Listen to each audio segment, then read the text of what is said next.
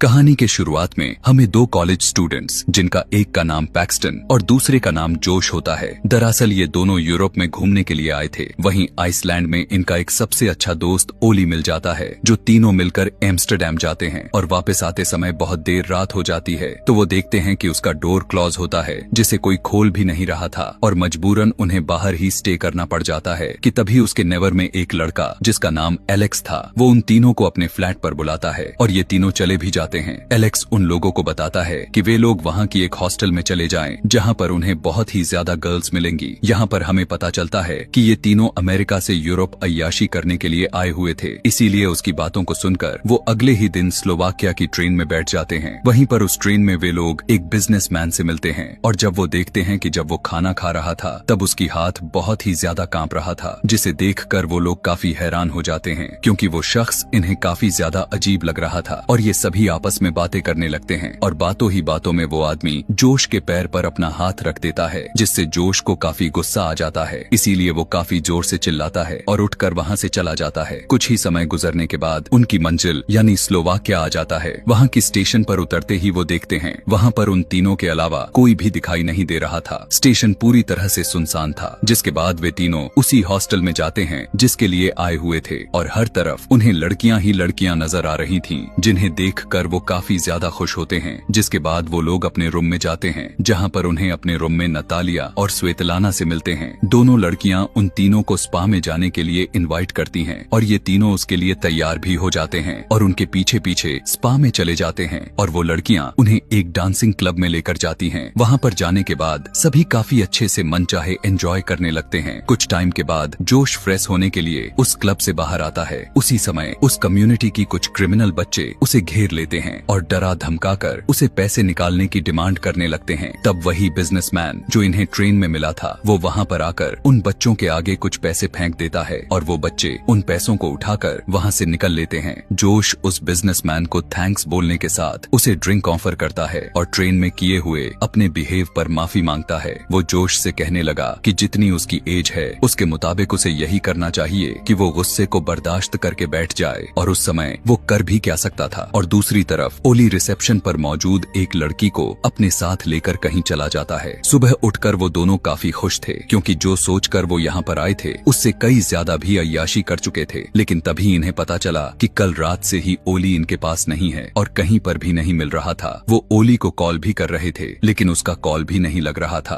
पूछताछ करने पर रिसेप्शनिस्ट उन्हें बताता है कि ओली तो सुबह ही चेकआउट कर चुका था, लेकिन इन्हें कुछ भी नहीं समझ में आ रहा था कि वो हमारे बिना कैसे जा सकता है। कि तभी एक जैपनीज लड़की, जिसका नाम काना था, उन लोगों के पास आती है और अपने फोन में ओली और अपनी फ्रेंड की पिक्चर दिखाती है। वो उन दोनों को बताती है कि ये पिक्चर उसने मुझे सुबह ही भेजी है और उसकी फ्रेंड, जिसका नाम यूकी है, वो भी लापता है। कुछ देर के बाद ओली के नंबर से एक पिक्चर रिसीव होता है और उसमें लिखा हुआ था कि मैं घर पहुंच चुका हूं, लेकिन रियलिटी में तो ऐसा कुछ भी नहीं था। सच्चाई तो ये थी कि किसी ने ओली का सर उसके बॉडी से अलग कर दिया था और साथ में वो शख्स काना की फ्रेंड यूकी को भी टॉर्चर कर रहा था। दूसरी तरफ पैक्सटन और जोश काना के साथ वहाँ से निकलने का प्लान बना ही रहे होते हैं कि तभी वहाँ पर नतालिया और स्वेतलाना आ जाती हैं और उन्हें डांसिंग क्लब में चलने के लिए कहती हैं। अब क्योंकि जोश का तो ऐसे भी दिमाग खराब हो चुका था, जबकि पैक्सटन अभी भी एंजॉय करना चाहता था, इसीलिए वो जोश को भी क्लब जाने के लिए एग्री कर लेता है। क्लब में जाकर वो लड़कियां उन दोनों को शराब में कुछ मिलाकर पिला देती हैं, जिसकी वजह से जोश की तबीयत बिगड़ने लग जाती है और वो वापस हॉस्टल में आ जाता है। और जैसे ही वो अपने रूम में पहुंचता ही है, वो फौरन बेहोश हो जाता है। साथ में पैक्सटन का भी वही हाल था, उसकी भी तबीयत खराब होती जा रही थी और वो वॉशरूम की बजाय स्टोर रूम में चला जाता है और उसका डोर लॉक हो जाता है और उसके अंदर ही वो बंद हो जाता है। होश में आने पर वो वहाँ कुछ नोटिस कर पा रहा था। कुछ टाइम के बाद उसे पता चलता है कि किसी ने उसे एक रूम में लॉक करके उसे एक स्टूल से बांध दिया और उसके चारों तरफ औजार ही औजार हैं। कि तभी वहाँ पर एक आदमी आता है और उसके मुंह से मास्क हटाता है और एक ड्रिल लेकर उसके चेस्ट में 2 होल कर देता है।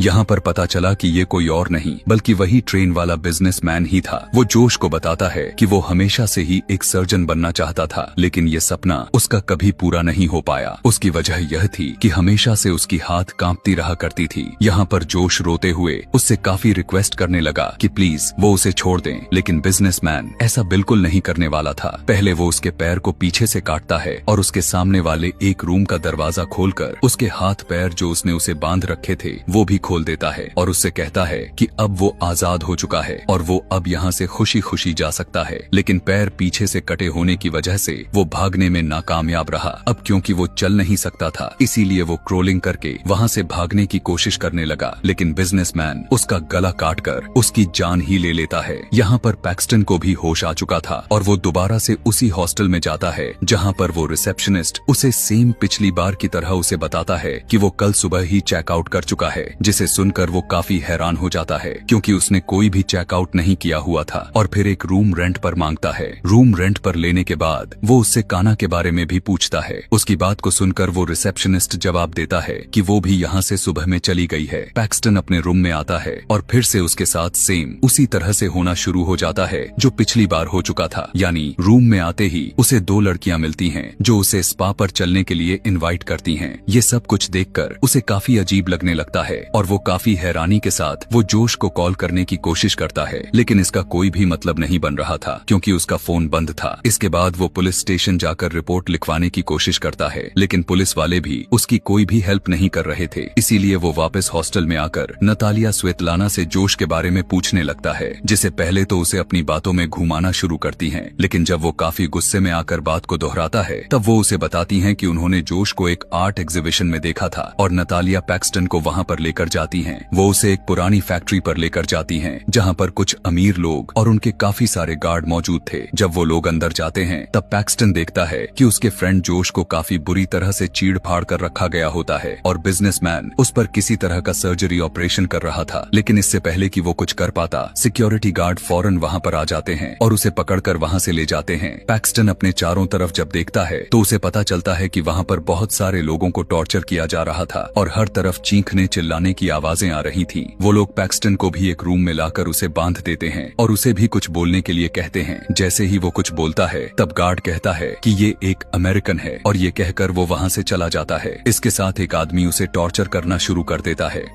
और एक चैनसाव लेकर उसके हाथ काटने के चक्कर में उसकी हाथ का उंगलियां ही काट देता है, जिसकी वजह से उसकी हथकड़ी भी कट चुकी थी। काटने वाला आदमी जैसे ही आगे बढ़ता है कि तभी खून की वजह से उसका पैर स्लिप हो जाता है और वो नीचे गिर जाता है और उसी चैनसाव से उसका अपना ही पैर कट जाता है। जल्दी से पैक्सटन खुद को आजाद किया और वहाँ से पिस्टल को उठाकर उसे शूट करके मार डाला। गन की आवाज सुनकर फौरन सिक्योरिटी गार्ड भी वहाँ पर आने लगते हैं, लेकिन पैक्सटन उन्हें ऐसा शो करवाता है कि जैसे वो अभी भी चेयर से बंधा हुआ है और जैसे ही उसे मौका मिला वो उन गार्ड को भी मार देता है और इसी के साथ ही उस पिस्टल की गोलियां भी खत्म हो चुकी थीं। फिर वो वहां से निकलकर भागते हुए एक रूम में पहुंच जाता है और वो देखता है कि चारों तरफ डेड बॉडीज पड़ी हुई हैं कि तभी अचानक से वहां पर कोई आ जाता है और वो उन्हीं लाशों में छुप जाता है। वो आदमी उन डेड बॉडीज को कहीं रखने के लिए ले जा रहा था कि तभी वहीं पर पैक्सटन को जोश की डेड बॉडी भी नजर आती है। वो अपने आप को किसी तरह संभालता है और मौका मिलते ही उस मोटे वाले आदमी को जान से मार डालता और वहां से निकल गया और लिफ्ट से होता हुआ वो फर्स्ट फ्लोर पर आ जाता है। उसी रूम में कुछ अच्छे कपड़े मिलते हैं और वो उन्हें पहन लेता है। उसके पहने हुए ड्रेस के पॉकेट में एक कार्ड मिला था जो उस जगह का एड्रेस था, यानी उस जगह का नाम एलीट हंटिंग था। उस कार्ड के पीछे अलग अलग कंट्री के लोगों का रेट भी लिखा गया था, जिसमें अमेरिका के लोगों का रेट बहुत ज्यादा हाई था। अभी पैक्सटन यह सब कुछ देख ही रहा था कि वहाँ पर एक आदमी अचानक से आता है, लेकिन वो समझने लगा कि पैक्सटन एक क्लाइंट है, इसीलिए वो उसे बताता है कि उसे एक जापानीज लड़की मिली है जिसके साथ उसने बहुत ही कुछ प्लान किया हुआ है। ये आदमी किसी और लड़की की नहीं बल्कि उसी लड़की काना की बात कर रहा होता है। उस आदमी के जाते ही पैक्सटन उसका पिस्टल उठाया और फौरन वहाँ से बाहर निकल गया। बाहर आते ही उसे एक कार नजर आती है जिसमें एक चाबी भी लगी हुई थी। अभी वो उस कार में बैठ ही रहा था कि तभी अंदर से उसे काना की चीखों की आवाजें सुनाई देती हैं। इसीलिए वो फौरन उसे बचाने के लिए चला जाता है और जैसे ही वो उसके रूम में जाता है वो देखता है कि वही आदमी उसकी फेस को ब्लो टॉर्च से जला रहा होता है। यह देखने के बाद वो उस आदमी को वहीं पर मार डालता है, लेकिन काना बहुत ही ज्यादा तकलीफ में होती है क्योंकि उसकी एक आंखें बाहर निकल चुकी थी। पैक्सटन उसे बचाने के लिए उसकी आंख को उसकी बॉडी से काटकर अलग कर देता है। यहाँ पर ये चीज बहुत ही ज्यादा डिस्टर्बिंग हो जाता है। किसी तरह वो मुश्किल से वहाँ से अपनी जान बचाकर भागते हैं। बाहर आकर गाड़ी में बैठकर वहाँ से भाग जाते हैं और इसी के साथ बहुत से सिक्योरिटी गार्ड्स उन दोनों का पीछा करने लगते हैं। रास्ते में जाते हुए उसे नतालिया स्वेतलाना और साथ में एलेक्स भी नजर आते हैं। उन्हें देखते ही वो उन तीनों को गाड़ी से उड़ाकर मार डालता है। पैक्सटन स्टेशन पर पहुँचने के लिए कोशिश करने लगा, लेकिन रास्ते में पुलिस चेकिंग कर रही थी। पुलिस वाले भी उन लोगों के साथ मिले हुए थे। उनमें से एक पुलिस ऑफिसर पैक्सटन को देख लेता है और जैसे ही वो उन लोगों की तरफ बढ़ता है वो दोनों कार से निकलकर भाग जाते हैं। वो भागते भागते किसी तरह स्टेशन पर पहुंच जाते हैं, लेकिन वहां पर पहुंचकर नोटिस करने पर पता चला कि वहां पर भी बहुत से लोग उन्हीं दोनों की तलाश में पड़े हुए थे। वहां पर एक मिरर में काना अपनी फेस देखती है और वो यह देखकर दंग रह जाती है और वो टूट जाती है। इसीलिए वो सामने से आते हुए ट्रेन के आगे कूदकर सुसाइड कर लेती है। इस इंसिडेंट को देखकर सारे के सारे लोग वहां पर इकट्ठे हो जाते हैं और पैक्सटन को भागने का मौका भी मिल जाता है और उसी मौके का फायदा उठाकर वो ट्रेन में बैठ जाता है और ट्रेन भी बढ़ने लगती है। लेकिन जब पैक्सटन ट्रेन में बैठा हुआ था तभी उसे उसी बिजनेसमैन की आवाज सुनाई देती है। जिस स्टेशन पर वो आदमी उतरता है वहीं से पैक्सटन उस आदमी का पीछा करना शुरू कर देता है। वो बिजनेसमैन अपनी एक छोटी बेटी के साथ होता है और वो दोनों अलग अलग वॉशरूम में चले जाते हैं। वो आदमी काफी देर तक वॉशरूम के बाहर अपनी बेटी का इंतजार करता है, लेकिन वो बाहर नहीं आती। इसीलिए वो अंदर देखने के लिए जाता है, लेकिन वहाँ पर उसकी बेटी मौजूद नहीं थी, सिर्फ उसका एक लौता टॉय था। वो अपनी बेटी को इधर उधर ढूंढने लगता है, लेकिन कहीं पर भी उसकी बेटी नजर नहीं आ रही थी। यहाँ पर पता चलता है कि पैक्सटन उस आदमी की बेटी को किडनैप कर चुका था और उसे लेकर चला जाता है। इस मूवी में जिस क्लब को दिखाया गया है वो एक ऐसा क्लब है जो अमीर लोग अपनी गुस्से भड़ास को बाहर निकालने के लिए दूसरे कंट्रीज के लोगों को अपना शिकार बनाते हैं और उन्हें जान से मार देते हैं। और अलग अलग कंट्री के लोगों का तरह तरह के रेट थे और सबसे ज्यादा अमेरिका के लोगों का प्राइस इसलिए है क्योंकि वहाँ के लोग अमेरिका से बहुत ही ज्यादा नफरत करते हैं। इस काम में पुलिस भी साथ देती है क्योंकि ये उनका यहाँ का एक नियम बन चुका है। ये काम बहुत पहले से शुरू हुआ था जो आज भी चलता आ रहा है। यहाँ पर ये लोग ढेर सारी लड़कियों को प्रोवाइड करवाते हैं और इसी एड में उन्हें मार डालते हैं और इसी के साथ ये कहानी यहीं पर खत्म हो जाती है। Thanks for watching.